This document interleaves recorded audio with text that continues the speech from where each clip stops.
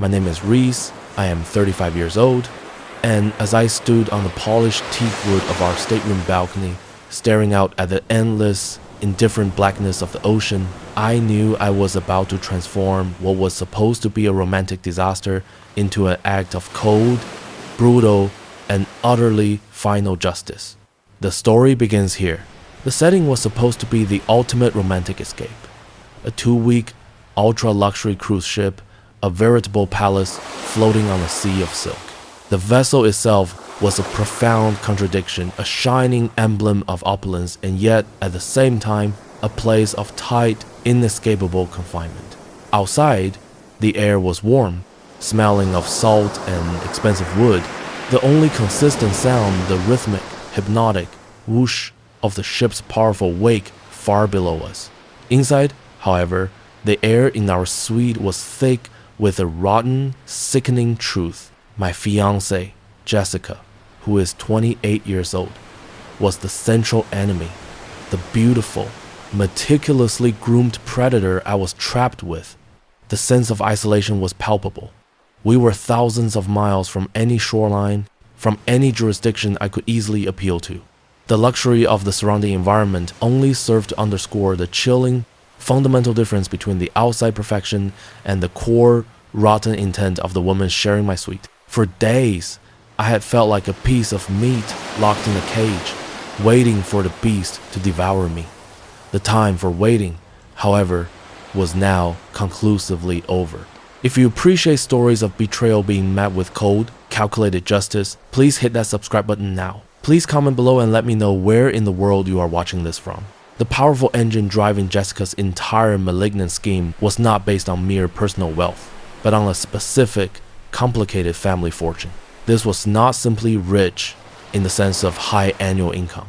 This was deep, generational money, structured and tied up in complex, decades-old, fiercely protected family trusts.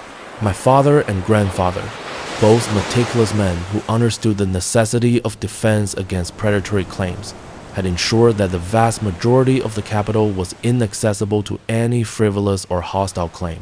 The trusts were governed by draconian, iron-clad, anti-fraud, and marital clauses that had proven effective for decades. Crucially, my marriage to Jessica would trigger a mandatory, in-depth financial review of my status as a beneficiary and her status as a potential spouse. Jessica was never truly focused on the centerpieces, the wedding dress, or the honeymoon destination itself. She was obsessed, completely and relentlessly, with the exact wording and timing of this upcoming review process. She viewed the wedding not as a sacred commitment, but as a mandatory, single-entry key to the entire vault, believing that if she moved fast enough and aggressively enough, she could breach the trust's sophisticated legal defenses before the lawyers could effectively react. In the months leading up to this cruise, a strange, suffocating pressure had steadily mounted. Jessica had been the one to unilaterally insist on this obscenely expensive 2-week pre-honeymoon cruise. Her surface rationale had been quality time, but her persistence felt unsettlingly manic. She had personally selected the itinerary specifically for its deep-sea isolation, far from any accessible port or reliable cellular signal. Her conversations became fixated on the logistics of our separation from the outside world. She kept repeating, almost like a rehearsed mantra, how disconnected and out of range we would be once we passed the midpoint of the voyage. This calculated obsession with our extreme isolation was the first cold, persistent, nagging sign that her plans for this trip were far more sinister than selecting a dinner menu. I remember the odd, satisfied, triumphant glint in her eyes when she booked the farthest, deepest point on the map. She was not genuinely seeking romance or quiet time. She was seeking a perfect, silent, operational vacuum for the execution of her betrayal. The deceptive facade finally shattered 2 weeks before we boarded the ship. I had been attempting to fix a recurring software glitch on her personal laptop computer, a device she normally guarded with pathological zeal. My search led me to stumble across a folder buried deep in the system's architecture, labeled innocuously as wedding seating charts. Inside that folder, however, was a meticulously drafted, sickening document titled Divorce Law Basics. high net worth annulment strategy. My blood ran instantly cold. I opened the file. It was a complete strategic outline for a quick, high payout annulment designed to be filed immediately following the ceremony. The document falsely cited grounds such as undue influence, coercion, and other shocking fabricated lies, all carefully crafted to try and pierce the formidable family trusts by claiming bad faith on my part before the critical anti-fraud clauses could fully engage. The betrayal was not merely emotional. It was a fully premeditated, large-scale financial attack, an attempted felony with the full weight of my entire family's legacy as the direct target. The sickening realization settled deep and heavy in my bones. Every kiss, every intimate promise, every whispered dream had been nothing more than a calculated, cynical performance for profit. The discovery triggered a deep, hot flash of blinding, immediate rage. But that rage, surprisingly, lasted only a few seconds. It was instantly, chillingly replaced by a clinical, focused desire for absolute, symmetrical revenge. I sat there, the laptop screen glowing with her detailed malice, and the decision was made with terrifying clarity. I would not cancel the wedding and suffer the public shame of being abandoned at the altar. I would absolutely not allow her to walk away from the engagement and retain her dignity or her reputation. I decided instantly that the cruise was no longer a vacation. It was the execution stage of her irreversible downfall. The great, empty ocean she had chosen for my perceived vulnerability would instead become the ultimate, inescapable stage for her exposure and her ruin. I will let her walk right into the trap she set for me, I thought, the words forming with lethal, unstoppable calmness in my mind. She wants to isolate me, but I will make that isolation her prison. She wants the grand stage of the cruise. She will have it, and it will be the last stage she ever walks upon. My heart rate, surprisingly, barely fluttered. I felt an absolute, terrifying control take over my entire being. My first move was not confrontation, but silent, watertight legal defense. Within the hour of discovery, I was on a secure video conference call with my family's chief legal counsel, Mr. Albright, detailing the exact, shocking content of the divorce law basics file. Before leaving for the cruise, I personally signed a substantial stack of preemptive documents.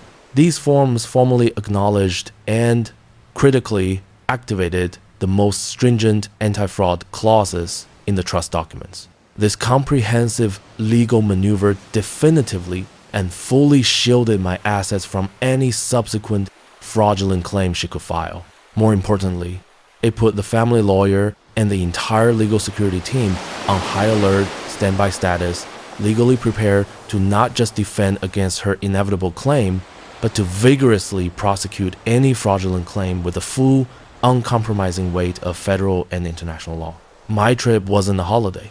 It was a deep-sea operation with a critical objective, and the lawyers with the ground control ready for the emergency extraction order. The complex paperwork ensured she was aiming at an empty, sealed vault that would explode in her face. The physical key to my entire revenge was a meticulously selected piece of specialized technology, the satellite communication device. I described its purpose to the sales associate as necessary for extreme remote hiking, but its function for me was singular and critical.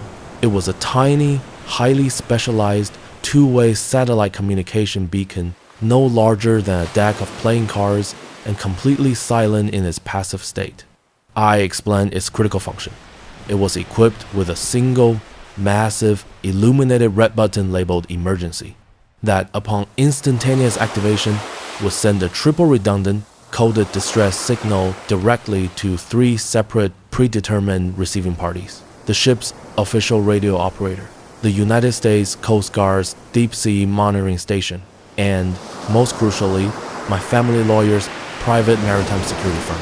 I practiced hiding and accessing it in our luxury cabin's custom dresser, tucking it away securely beneath a stack of crisp white handkerchiefs, ready to be retrieved and activated at a moment's notice.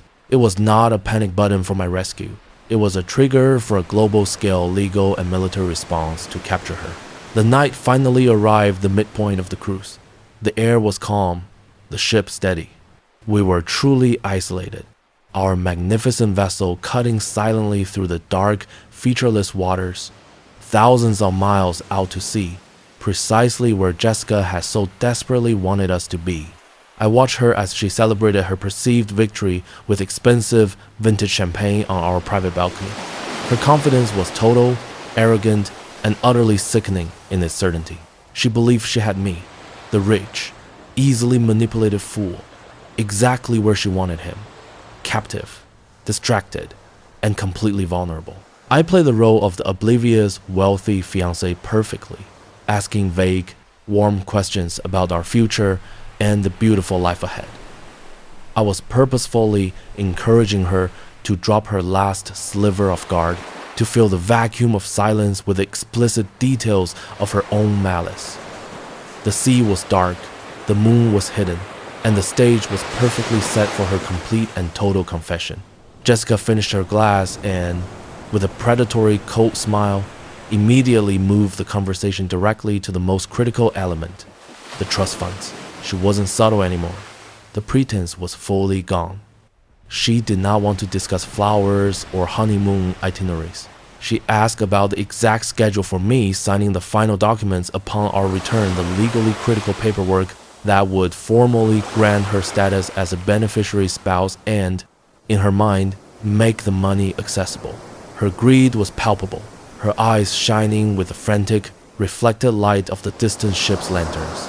This overt moment of naked financial lust was the final, absolute prompt I needed for her to drop the last fragment of the charade. She thought she was establishing legal facts for her benefit. She was simply, meticulously, writing her own criminal indictment for mine. Jessica finally delivered her confession, leaning in close to me, taking a sickeningly long time to savor the words and explain the truly malicious, calculated details of her entire plan. Jessica said, "Arthur, my love, let's stop playing these silly games. Look at this view. It's magnificent. Truly. It deserves a magnificent, beautiful truth. The truth is, I only want your family money.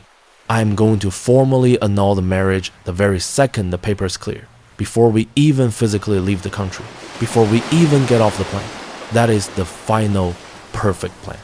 I feigned absolute shock and utter confusion, maintaining the perfect character of the naive, confused fiancé, drawing her out further for maximum detail. I said, "Why would you possibly do that, Jessica? Annulment? We are getting married tomorrow, darling. We are sailing back to start our life together. What are you talking about? That's illegal, isn't it? Tell me everything. What does this mean for us?" A cold, calculated, necessary lie to elicit more damning, incriminating detail.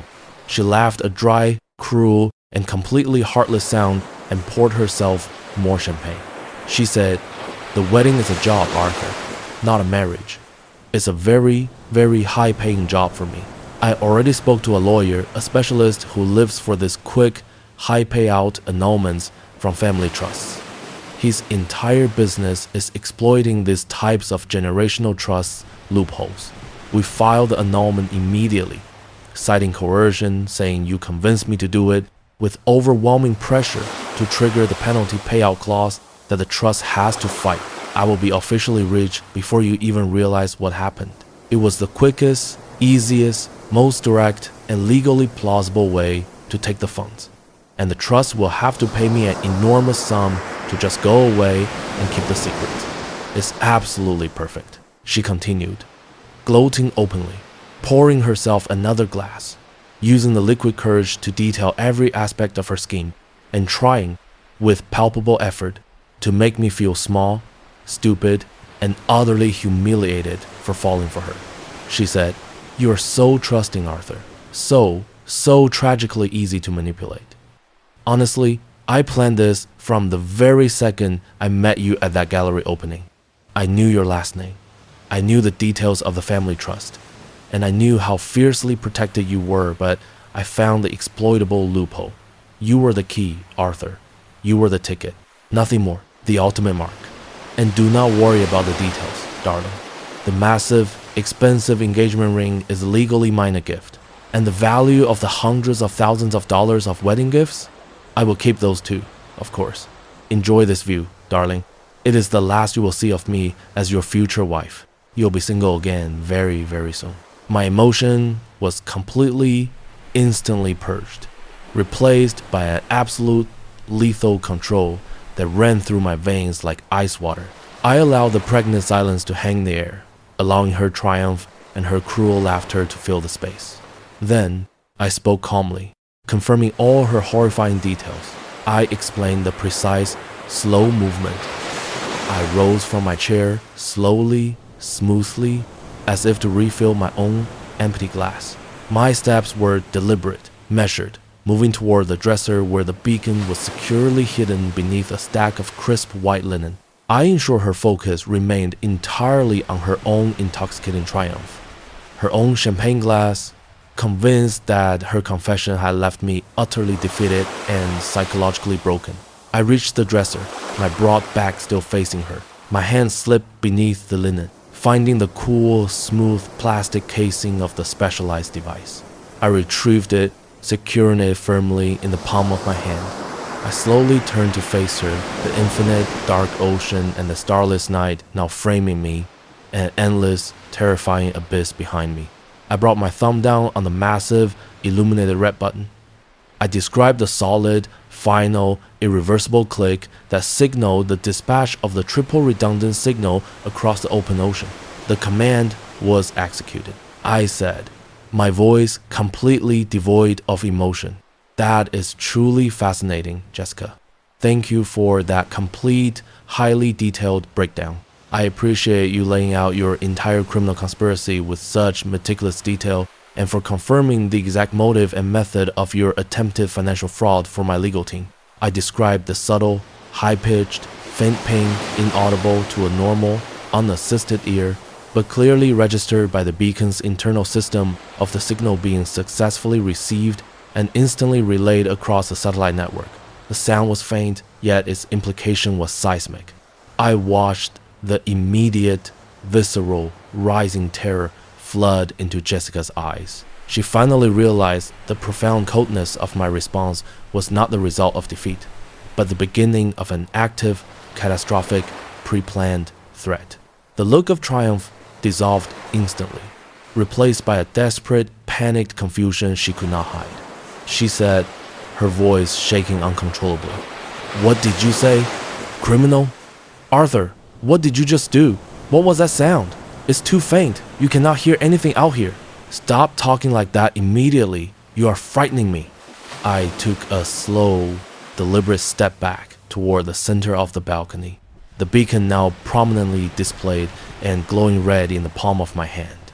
I confirmed her worst, most terrifying fears, telling her exactly what she had just heard and what that simple sound represented in the grand scheme of things. I said, that sound was not the ship's internal radar, Jessica. It was an official coded distress signal, a triple redundant, high priority distress signal. It went straight to the United States Coast Guard's long-range monitoring station, to the ship's bridge, and most importantly, it went directly to my family's private legal security team, who are now initiating procedures. I just reported a serious criminal incident at sea involving financial fraud. You chose the vast, disconnected ocean for your crime, believing it offered you perfect anonymity. I just made the vastness of that sea your most effective, inescapable prison. Congratulations, Jessica. You walked right into the deep-sea fraud trap. I delivered the true, final financial blow, the destruction of her entire motive and the core of her strategy. I detailed the most important section of the family trust document, the notoriously punitive anti-fraud clause. I explained that her explicit confession, now confirmed by the beacon's transmitted signal and the ongoing recording of our conversation, meant she forfeited all legal standing instantly. Not only would she receive $0 from the family trust, but her actions constituted a malicious breach that automatically triggered substantial punitive counterclaims against her. I said, let me tell you about the anti-fraud clause, Jessica. It is comprehensive, and it is activated. Your explicit confession, the one I just confirmed, was logged by a secure device connected to my lawyer, means you forfeit all standing and any future claim to the trusts. You get nothing. Worse, the clause explicitly states that any attempted fraudulent claim makes the claimant fully liable for any and all pre-committed funds associated with the marriage. You do not just get no money, Jessica. You are now legally responsible for the massive, non-refundable costs of this 2-week luxury cruise and the entirety of the cancelled $250,000 wedding. You are not sailing away rich. You are sailing back under a crippling mountain of debt and legal exposure. I did not stop there. I raised the stakes to an absolute paralyzing panic level. I informed her that I was personally going to press federal charges for attempted financial fraud and conspiracy as soon as we reached shore.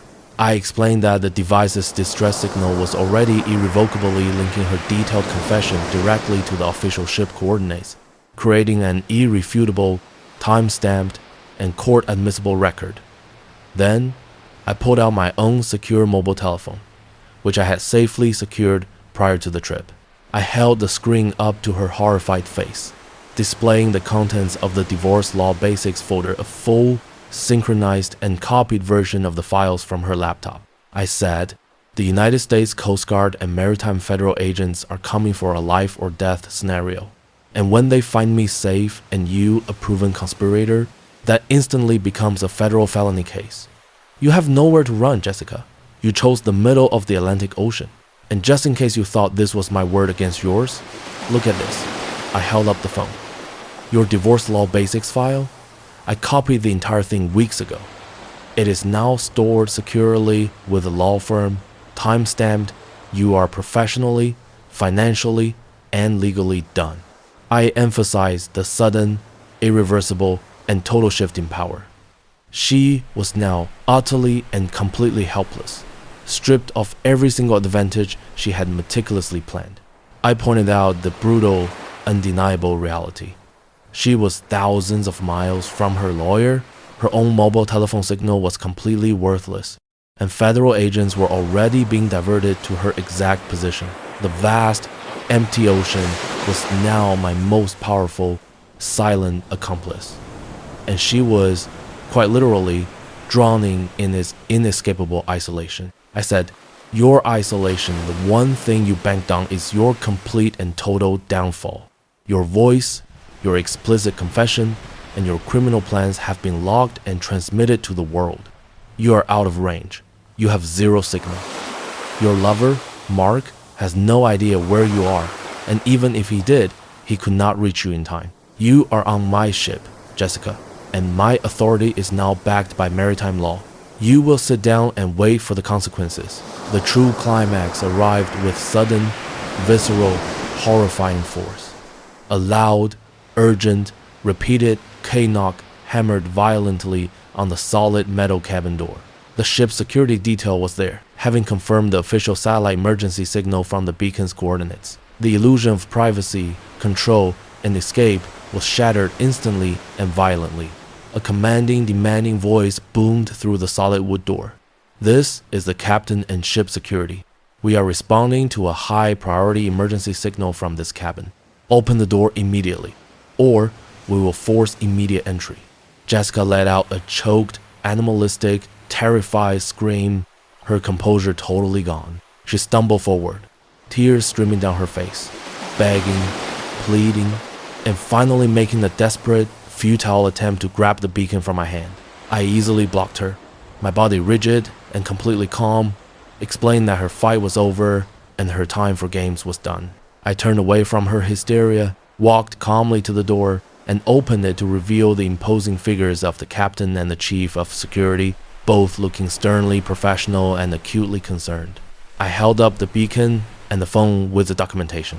I said, looking directly at the captain, my voice steady, measured, and professional, "Captain, I apologize for the considerable disruption to your vessel. I assure you, I am safe. I need to report my fiancée, Jessica, for conspiracy to commit federal financial fraud and attempted wire fraud. I have the recording, the documents, and her full confessions confirmed and logged by this satellite beacon. I require her immediate supervised confinement until we reach United States jurisdiction."